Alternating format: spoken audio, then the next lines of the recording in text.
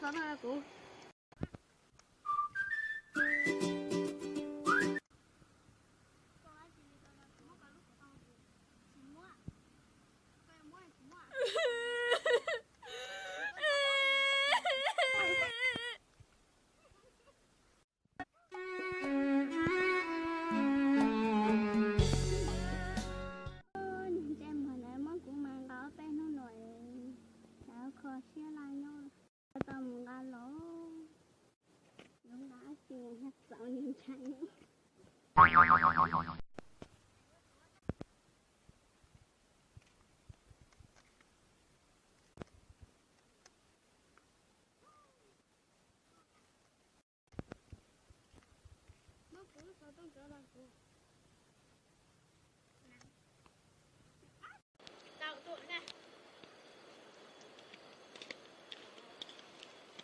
Mất cú lúc đó tung ra cú. Là càng cái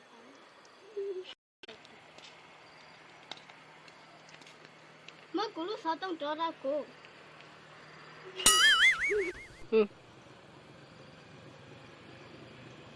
Trên mọi con thì nó chỉ khó tôi tránh một cái máy rồi đi nọ nữa. Tụi em mình đã tránh hơi tránh.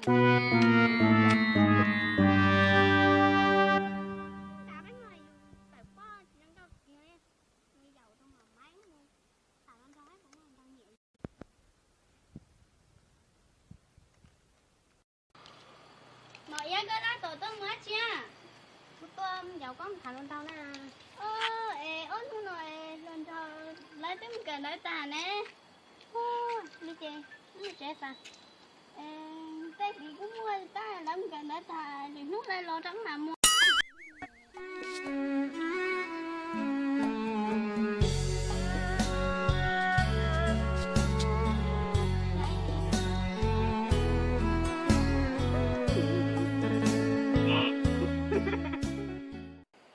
Nè quá chị nè. Ê thầy đâu anh à? Ê nhập lo rồi cha, quá trời kìa, nó khó kìa. Cha tôi nhập tay cổ đau.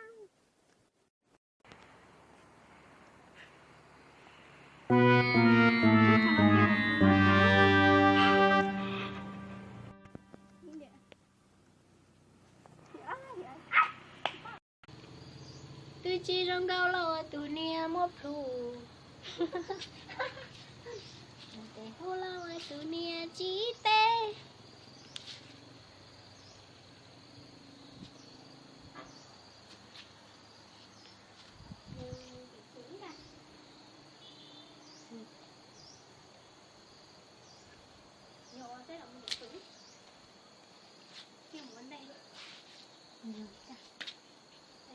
Chị nó một tiếng.